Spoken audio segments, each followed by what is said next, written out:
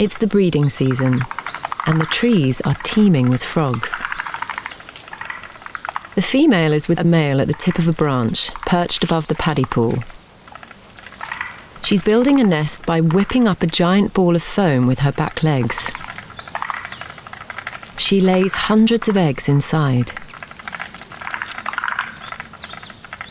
She's attracting the attention of other males. Each male could still fertilize some of the remaining eggs in the foam. They're coming in from all directions.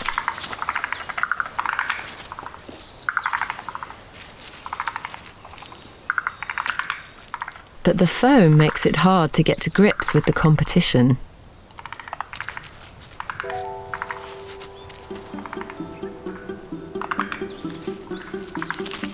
Things quickly descend into an undignified wrestling match.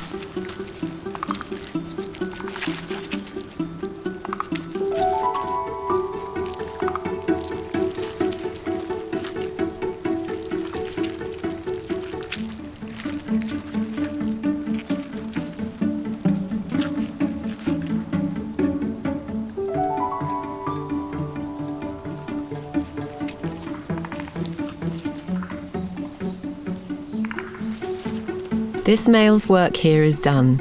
It's time to move on and find other nests. But when you're covered in slippery foam, it's hard to leave with dignity.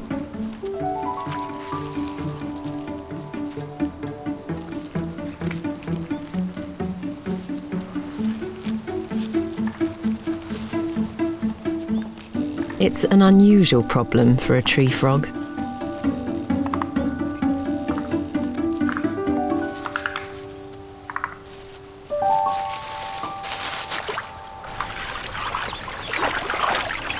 As the days pass, the eggs develop in the safety of their foam nest.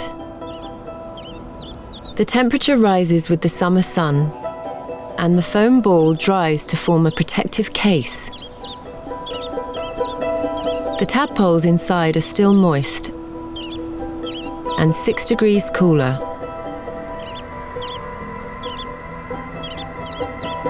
But the little tadpoles need rain. At this time of year, warm air is rising over the steep Honshu Mountains, and clouds are starting to build.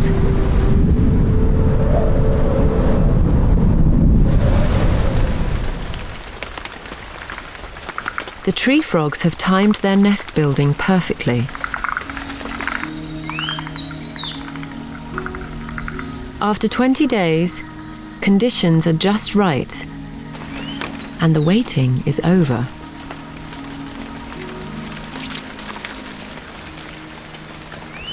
The hard foam starts to dissolve, and the tadpoles drop out, straight into the nursery pool of the rice paddy below.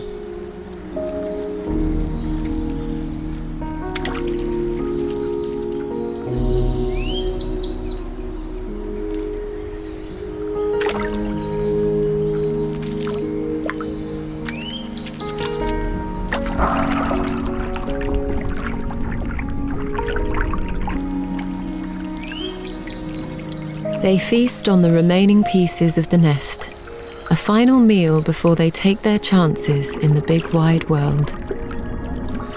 Their mother has pulled off a remarkable feat of planning.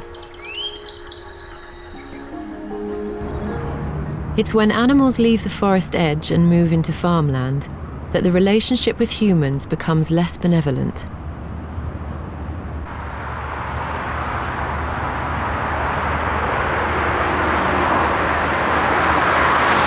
The macaques of the lower forests are as bold as their mountain cousins, and often venture out in search of new opportunities. There are all sorts of perils, but there are rewards too if you're willing to take some risks.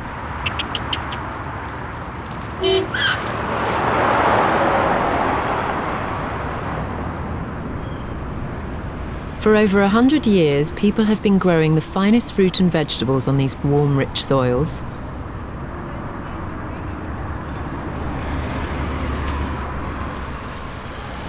For these cheeky thieves, it's irresistible.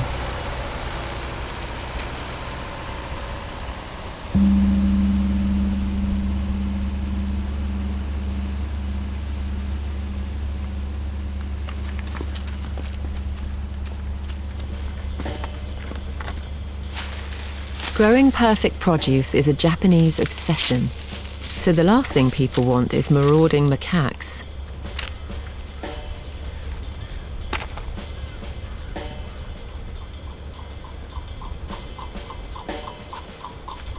As the day heats up, the farmers take a break.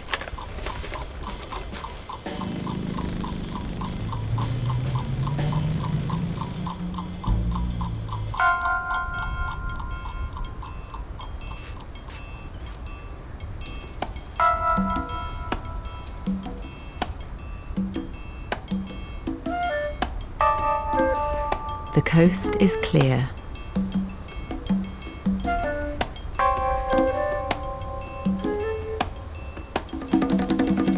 They have to be cautious. If they're spotted, there'll be trouble.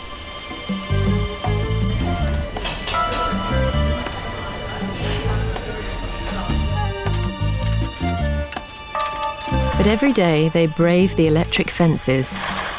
They know all the weak spots where they can stage their raids.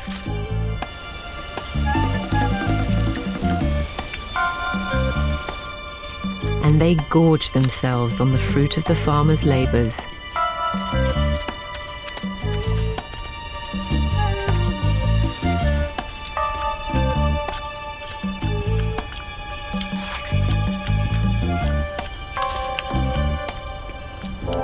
They are almost impossible to stop, but the farmers are not prepared to give in.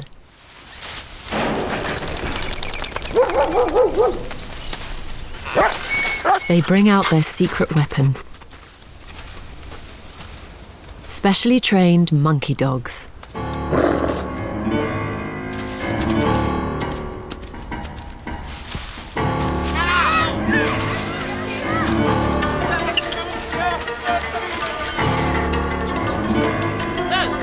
The Japanese Shiba Inu is one of the world's oldest breeds, and people have trained them to protect their crops against monkeys.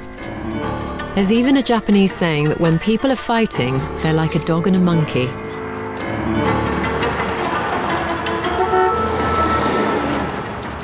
But the rewards outweigh the risks. They'll be back again tomorrow.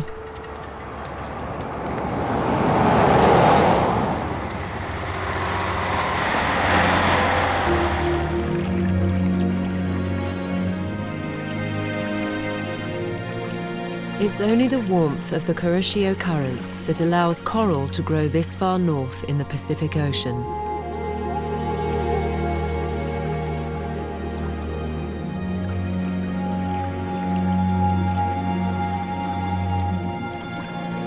The current also brings nutrients from the deep.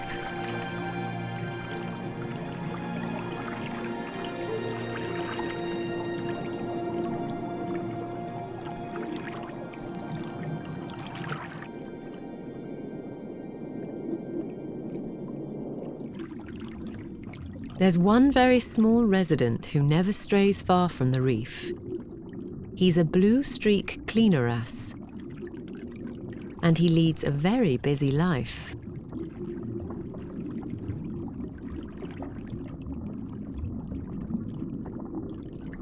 He eats parasites and dead skin from other fish, but he has to wait for them to come his way. And right now, no one is stopping long enough to give him as much as a nibble.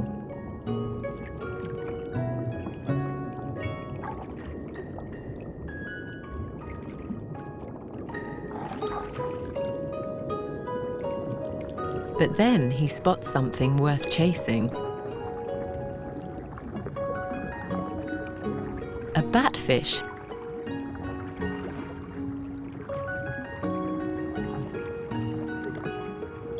Like a customer at a spa, the batfish lies back and waits for attention.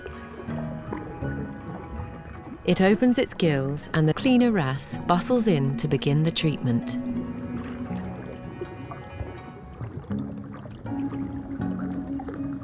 The batfish even changes colour, probably to make parasites more visible.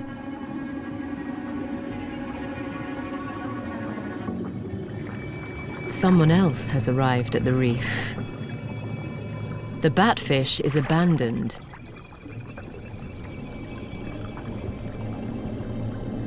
There's a visitor from the open ocean that's worth dropping everything for.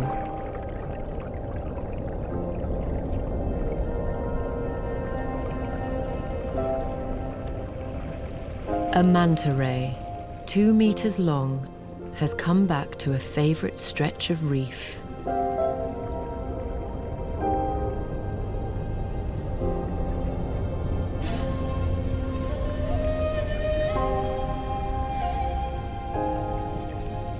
He signals to the manta by flicking his tail. And the giant responds by unfurling itself for cleaning.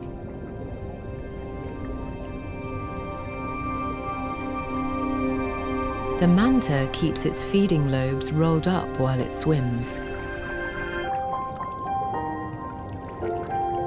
But a thorough clean keeps them parasite-free.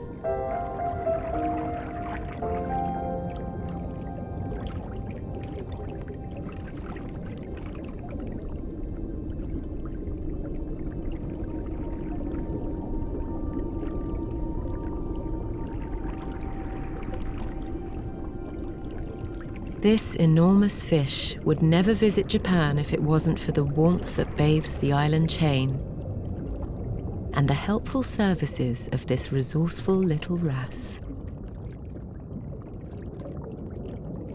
Sea snakes. At one time, these snakes' ancestors lived on dry land.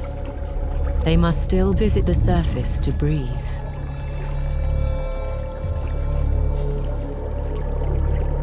But they are beautifully adapted to life at sea, hunting for fish around the island reefs.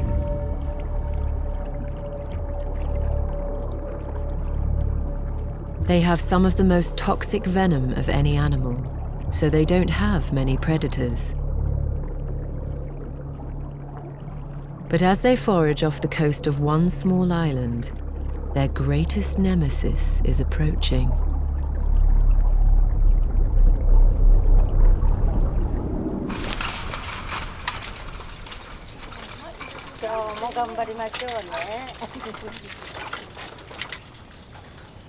Yoko and Setsuko are hunters, and they have a fearsome reputation. These two 70-year-olds are on a shopping trip like no other.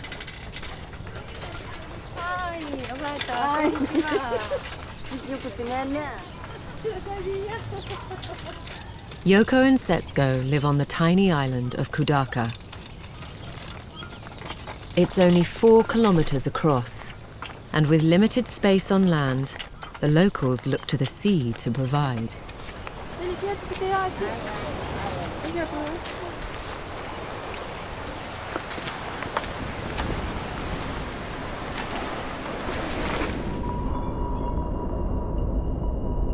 As the sun sets, the lady's prey is approaching.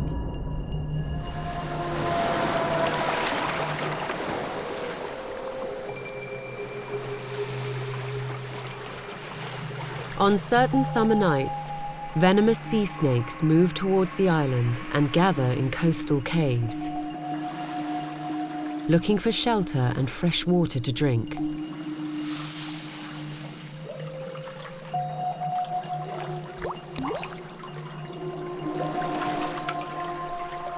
But coming ashore on this island is extremely risky.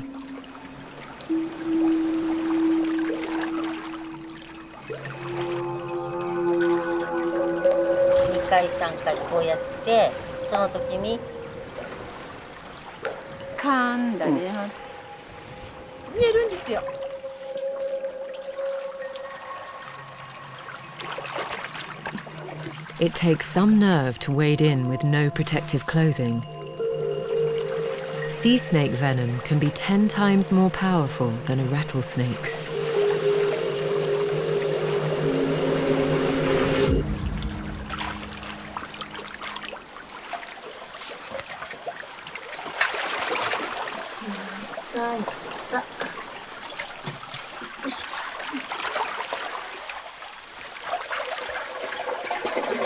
Yoko has been hunting snakes for 40 years.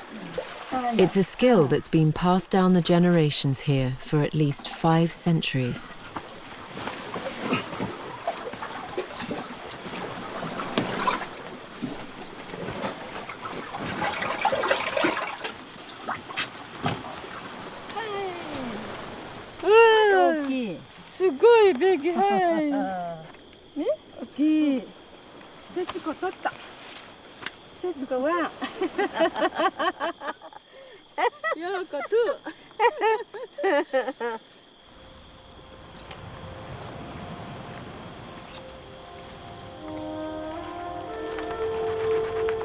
The snakes will be dried in this smokehouse using a secret process known only by the hunters.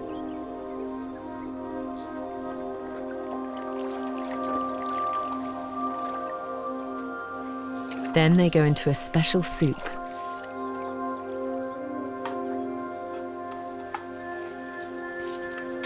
The catching and eating of sea snakes is a very old tradition on the island of Kudaka, where the sea provides more than the land.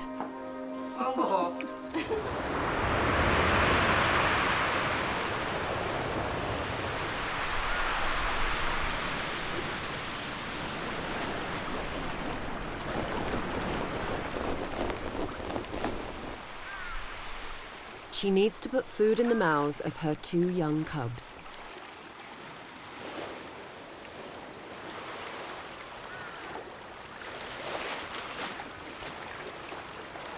There's a bitter winter coming, and if they're not well fed, her cubs won't make it through. This is a hard place to be a mum. The family is not alone. This peninsula is home to 200 brown bears.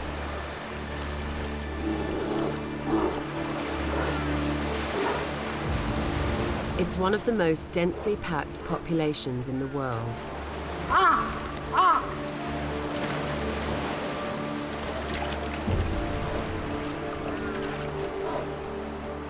The salmon bonanza has attracted others here too.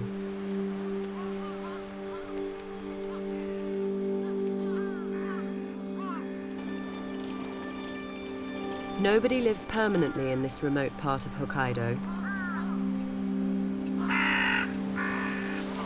But one hardy group have special permission to stay here for some of the year.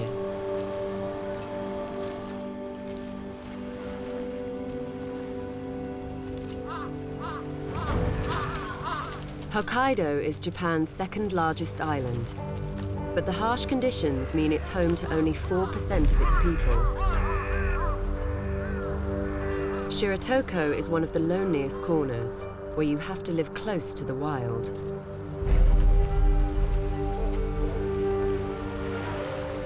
Brown bears can weigh 300 kilos and are not to be messed with. When bears and humans cross paths, things can get dangerous.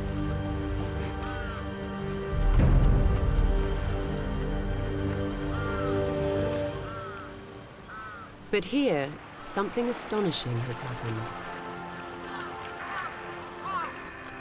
For the fishermen, bears have become a part of everyday life. It takes some nerve, but the men live alongside them as equals. Tough characters, side by side, both dependent on the salmon run.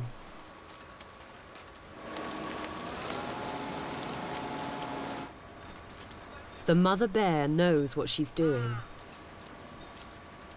Survival is in her blood. Her ancestors came to Hokkaido from Siberia, and they walked here.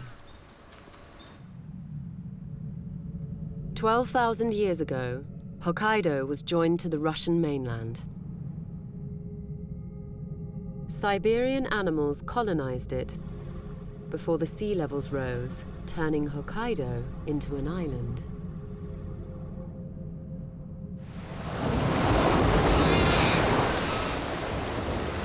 It's why the wildlife here is so different from the rest of Japan and so well equipped to face the coming winter.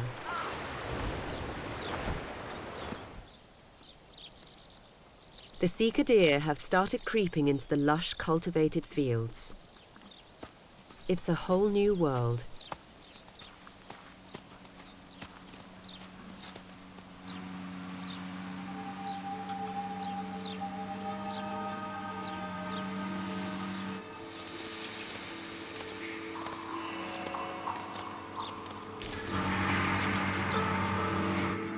These fields are brimming with specially sown grass, intended for cattle.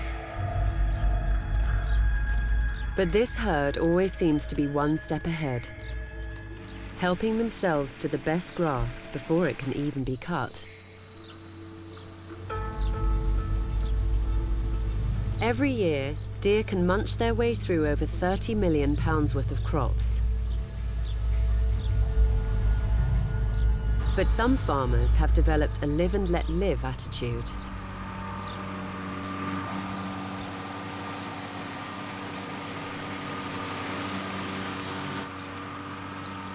The deer are reaping the benefits of Hokkaido's human landscape.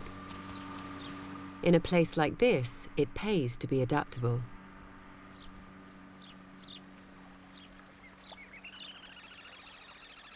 In the warmth of early summer, the red-crowned cranes have moved into the farmland waterways. And they have a new family member. They traditionally nest in marshes, but most have been drained. So the cranes are raising their chick in an irrigation channel.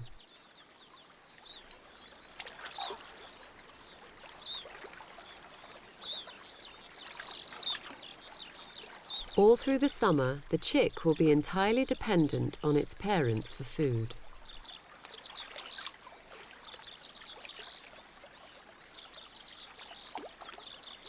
The channel is teeming with insects, fish, and frogs.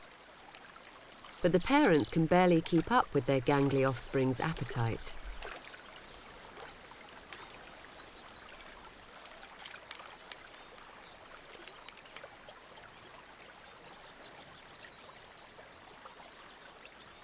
The family won't be able to move on until the chick can fly.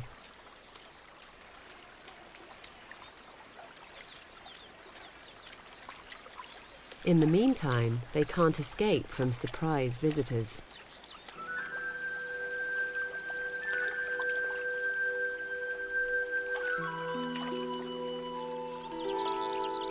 The sika deer have managed to wander right into the path of a pair of cranes with a week-old chick.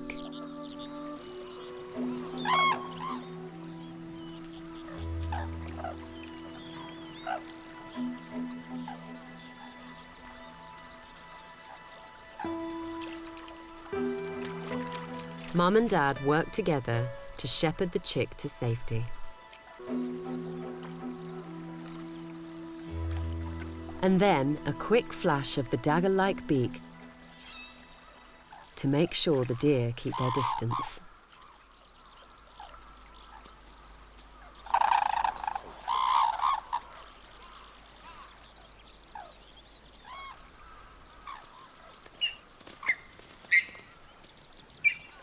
The parents' diligence has paid off.